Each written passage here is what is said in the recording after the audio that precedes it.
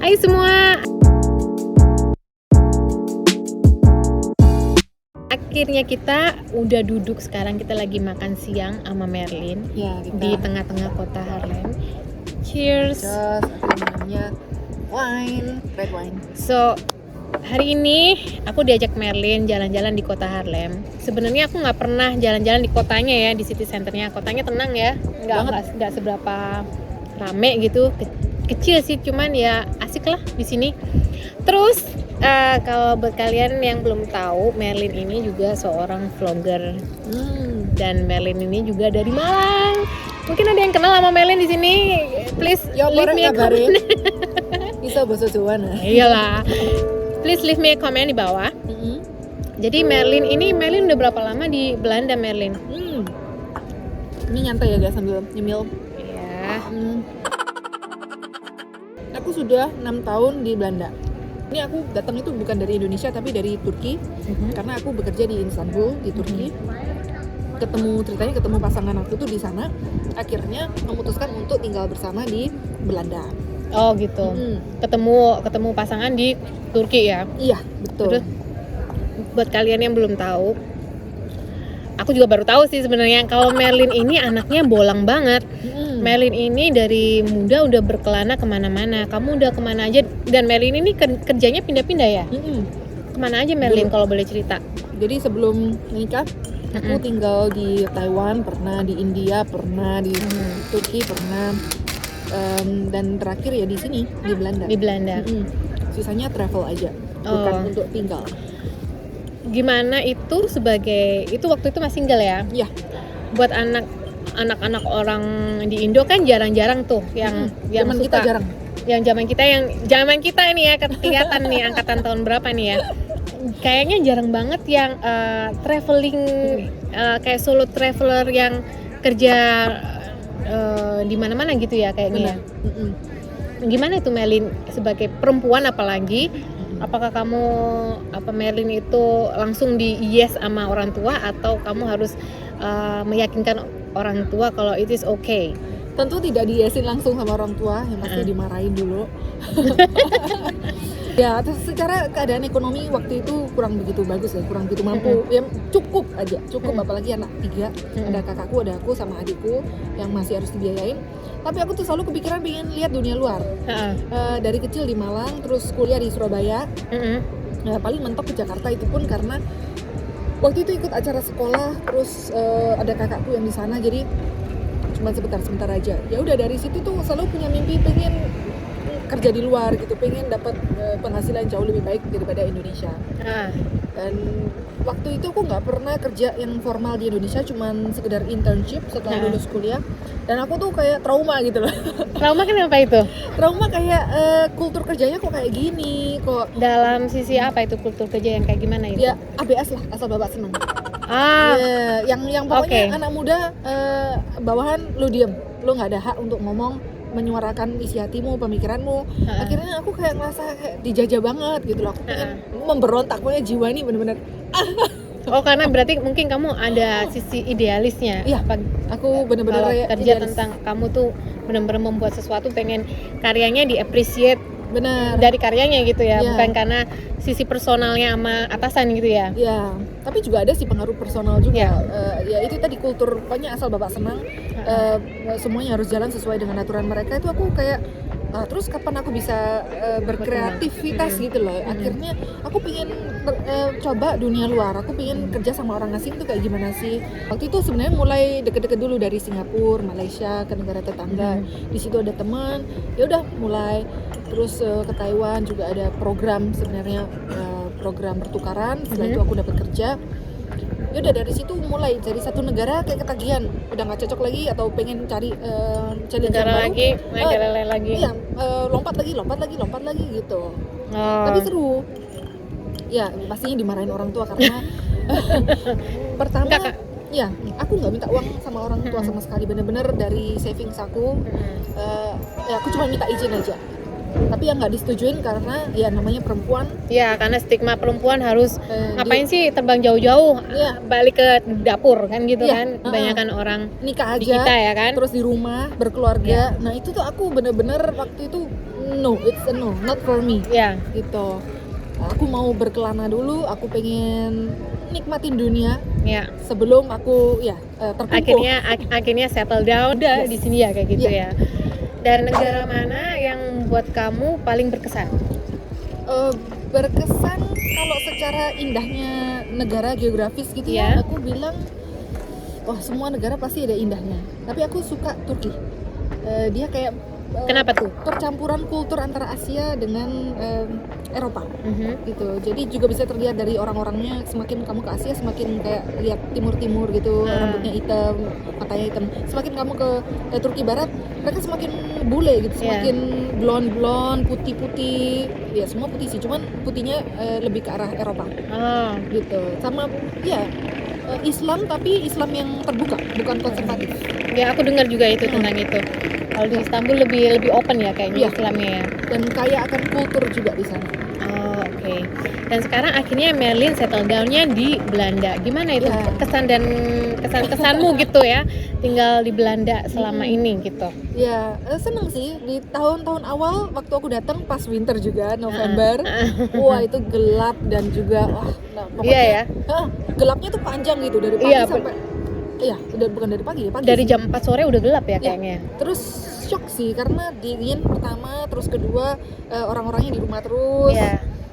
Apalagi musim winter ya, nggak banyak orang Iya. di luar. Ya. Dan bahasanya juga cukup susah. Kalau sebenarnya karena mungkin bedanya gini ya, Merlin tinggal di Hoofddorp ya, Iya, itu salah kota. satu kota di sebelah Amsterdam ya, nggak tahu Iya. sebelah mana ya, pokoknya tetanggaan Antara Haarlem sama Amsterdam. antara Haarlem dan Amsterdam ya. Dan aku tinggalnya di Amsterdam. Amsterdam itu udah kayak internasional gitu loh. Banget ya. Banyak banget orang pakai bahasa Inggris gitu. Jadi Mm-mm. buat komunikasi nggak terlalu susah ya, karena semua orang ngomong pakai bahasa Inggris gitu. Bisa ngomong pakai bahasa Inggris. Nah, aku nggak tahu kalau di Hoofddorp gimana, atau sama kayak orang Amsterdam atau Enggak sih, lebih bagaimana? agak desa lah. agak desa, lebih banyak mereka Ya. menggunakan bahasa Belanda ya. Bener, lebih banyak orang-orang tuanya dibanding orang Ah, muda ya, Belanda.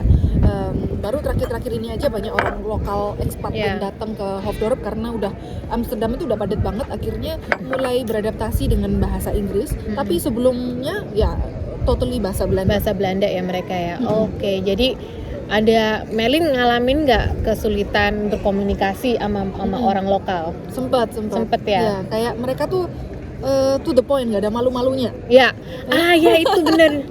Orang menurut aku orang Belanda itu ngajarin aku untuk jadi direct gitu. Iya. Kalau dulu apalagi aku orang Jawa ya, orang Malang itu lebih banyak sungkan, nggak enak apa gimana.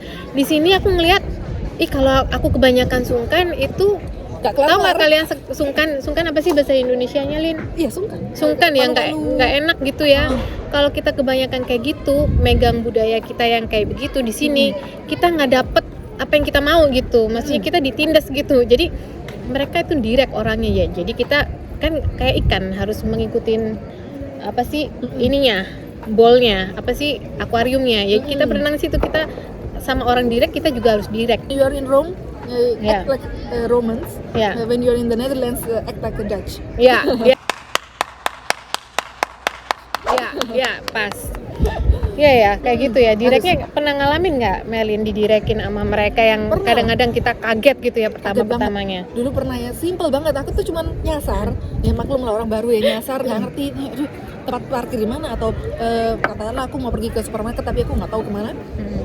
Aku tanya sama orang, permisi gitu, supermarketnya di arah mana ya, kanan atau kiri gitu. Dia langsung jawab, hintai, no time. Karena memang orang itu juga buru-buru gitu, kayaknya mau kemana. Tapi kan sebagai orang Indonesia sakit banget gitu loh. Gile, dijawabin no time, man. Gak ada waktu, seakan-akan dia itu kayak artis aja. Tapi ya mungkin dia benar-benar terburu-buru, mungkin mau ke rumah sakit atau ada sesuatu yang gawat, jadi no time. Dan orang sini kayaknya nggak baperan ya. Enggak. Udah, kalau kalian Muka digituin, kalian nggak usah baper, karena ya emang dia kayak gitu kebanyakan ya. Bener. Terus Merlin ini kerja di perusahaan di Belanda. Nah, aku pengen tahu tuh kultur kerja orang Belanda itu, Merlin. Kalau kerja kayak kolega di kantor kayak gitu. Kalau orang lokal Belanda asli, mereka tuh Iya, work life balance ketata banget. Ha-ha. Mereka start jam 9, Mm-mm. mereka ya start selesai jam 5, ya selesai jam 5. Selebih daripada itu weekend mereka nggak mau kerja. Ha-ha. Jadi benar-benar ngerasa kayak ya kerja itu hanya kebutuhan untuk hidup tapi bukan hidup untuk kerja. Oh, nggak Itu ada yang- yang nggak, kantor kelar jam 5 kita masih lembur sampai jam 6, jam 7 kayak gitu kan. Ya. Kadang-kadang pun nggak dibayar gitu ya. Nggak No ada problem bayaran, gitu ya. ha. Iya kan? Weekend pun juga. Iya, weekend pun kadang-kadang kerja gitu. Itu nggak ada di orang di mental orang Belanda gitu. Iya, kalau lembur pasti adalah kebutuhan lembur sesekali, Oke. tapi nggak sampai tiap hari, tiap minggu konsekutif itu nggak ada. Paling ada 1-2 itu pun juga sudah ditentang gitu karena mereka ngerasa it's my family time gitu loh. Mereka Iya. juga mau pulang ke rumah, kumpul sama keluarga, mau Iya. ngedate mungkin. Jadi kerja itu ada porsinya. Iya. And ada stigma ya kalau orang Asia itu kerja sama orang lokal. Kamu pernah ngalamin apa sih namanya gap nggak? Iya. Culture-nya orang lokal sama orang pendatang. Kayak kita ini hitungannya masih, walaupun kita bisa bahasa Belanda dikit-dikit gitu, kita masih dihitung sebagai outsiders gitu. Kalau Iya. kamu merasa tetap sebagai outsiders nggak di kantor, atau mereka merangkul kamu sebagai ya udah? Pernah ngalamin gap itu nggak? Pernah. Awal-awal itu Ha-ha. kerasa banget. Apalagi masih bawa kultur Asia. Yang mana wah kerja itu pokoknya harus ekstra dedicated banget ke bos gitu. Yang kerja ekstra disuruh lembur juga oke lah. Iya. Tapi lama-lama aku pikir nggak bagus gitu buat aku. Oh, kamunya sendiri yang menyadarin itu nggak oke Nggak buat. oke gitu. Aku lihat nggak balance. Mereka kerjanya kayak gitu, aku kerjanya keras-kerasan gitu kan, nggak oke. Akhirnya mulai perlahan-lahan, ya untungnya aku punya kolega waktu itu, dia ngasih tahu aku juga, sebaiknya kamu jangan kayak gitu. Coba kamu beradaptasi dengan kultur lokal, kamu mulai belajar gitu. Karena kalau nggak kamu bakal ditindas di kantor pun permainan politiknya ya luar biasa, pasti ada. Oh, mereka akhirnya misuse kamu, Nah, kemauanmu untuk Iya. bekerja di misuse sama mereka iya, gitu. dia pikir dikasih kerjaan terus, dia diem aja kok, iya aja, kasih lagi, akhirnya kita yang Itu buat kalian burnout. yang mau kerja di sini atau mau mencoba berpetualang untuk dunia perkantoran di Belanda, itu mungkin bisa jadi catatan buat kalian ya. Iya, awal-awal tuh Vel, aku tuh kayak malu dan takut kalau bilang no, Oke. apalagi ke senior yang Iya. minta kita bantu kerjaannya. Heeh. Di Indonesia pasti kultur itu tuh kayak bilang no tuh tabu banget, Heeh. apalagi ke orang yang lebih tua atau senior. Kalau di sini, it's okay, kamu bilang no, sorry, kerjaanku ini kok sesuai dengan kontrak dan kerjaanku juga sudah banyak, aku Iya. nggak ada waktu, say no. It's Iya. okay. Dan kayaknya orang di Belanda pun di sini itu nggak ada senioritas kayaknya ya. Iya, bahkan Ya. ke bos kita panggil nama. Apapun itu, mau dunia kerja atau di dunia kehidupan nyata, itu nggak ada kamu umurnya lebih tua kamu harus dihargain atau enggak. Ya. Kita benar-benar menghargai orang itu ya personalnya orang itu. Mereka lebih menerima orang ya dari apa yang kamu capai. Kayaknya kalian harus bisa mengetahui kemampuan kalian itu apa, Iya, what you have gitu. Kamu harus appreciate dirimu dulu, iya. buat orang itu mengappreciate kamu. Kalau enggak, Ya. kamu menuruti apa yang mereka mau, kamu ditindas gitu. Benar. Kalau di sini kayak gitu. Kalau berikutnya isu kayak rasialisme, kamu Oh. pernah ngalamin nggak di kantor? Untungnya belum pernah sih, tapi Iya ya, mungkin kayak orang Belanda ya. rasisme itu sesuatu yang luar biasa ya. Dia tuh kayak kelihatan tapi nggak kelihatan. Maksudnya, Iya, maksudnya kelihatan tapi nggak kelihatan. Iya. Antara ada dan tiada. iya benar. Kayak gimana itu? Mungkin aku ngerasa kayak pernah lah pasti 1-2 orang yang mungkin tidak kenal dengan kultur internasional, bagaimana berinteraksi Iya. dengan orang asing. Tapi ada juga kasus-kasus yang mungkin aku ngerasanya itu rasisme, kayak mereka tuh lebih ngegrup sendiri. Jadi orang-orang lokal Belanda mereka sudah punya grup, cara ngejokesnya juga sama satu sama lain, mereka lebih ngerti, lebih klik dibanding sama orang asing. Iya. Nah di situ aku ngerasa kayak ya ini salah satu kayak apa ya, mereka nggak ada usaha sama sekali untuk datengin aku untuk Iya. yang rangkul aku. Beda Nggak kayak bisa gini. ngeblendnya yang agak-agak gimana gitu Iya, ya? jadi agak sedikit ya kelihatan tapi nggak kelihatan. Kadang muncul, kadang nggak gitu. Tapi nggak separah di negara-negara lain yang sampai. Apa kamu pernah ngalamin di negara lain yang lebih parah? Untungnya belum sih. Jangan sampai Yang ya. sampai dibully, Buset yang deh. sampai dibilang misalkan mata sipit, oke lu Chinese kayak gimana gitu, Nih. nggak pernah. Untungnya sama sekali nggak. Ya karena di Belanda apalagi di Amsterdam itu orangnya kayaknya lebih udah internasional ya, harusnya rasisme itu nggak bisa dihilangin 100% tuh nggak bakalan ya, pasti Benar. ada dikit-dikit lah. Pasti. Cuman kayaknya nggak terlalu gimana gitu ya di Belanda ya, karena orangnya lebih terbuka. Betul. Terus banyak kultur di sini, jadi kita udah kebiasa hidup bersama gitu ya. Betul. Kayaknya di sini ya. Dan orang lokalnya pun sangat menentang kayak gituan ya. Benar, sangat ditentang. Terus Melin, ada saran-saran nggak buat teman-teman kita yang mau kerja di sini di Belanda ataupun di negara-negara lain? Kira-kira 3 tips buat mereka untuk siap mental, apa yang mesti disiapkan gitu.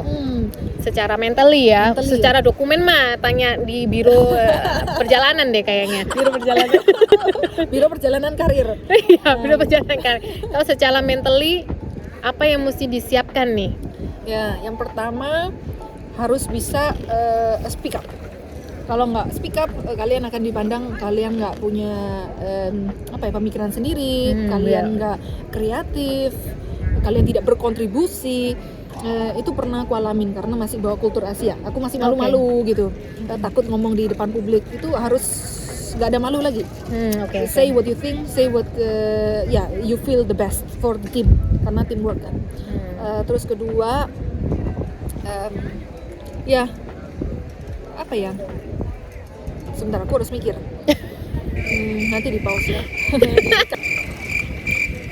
Sambil makan kopi. Iya. A few moments ago. Kalau kerja di Belanda itu mereka tuh lebih suka lihat hasil ya. Karena again, waktu mereka untuk kerja itu terbatas. Mereka nggak suka kerja yang lembur-lembur tapi hasilnya tuh molor. Oh, nggak suka drama ya mereka ya? Mereka tuh suka pokoknya waktu yang dipakai untuk kerja harus ada resultnya untuk kerja itu. Jadi mereka biasanya kasih deadline, oke, tanggal sekian, minggu kesekian sudah harus ada pencapaian sekian. Nah, mereka tuh suka seperti itu. Kalau mereka lihat molor, mereka kurang ada kepercayaan ke kita. Oke. Itu di Belanda doang atau di mana aja? Rata-rata sih di mana aja, cuman di Belanda mereka juga cukup strength. Mereka fokus sama result ya.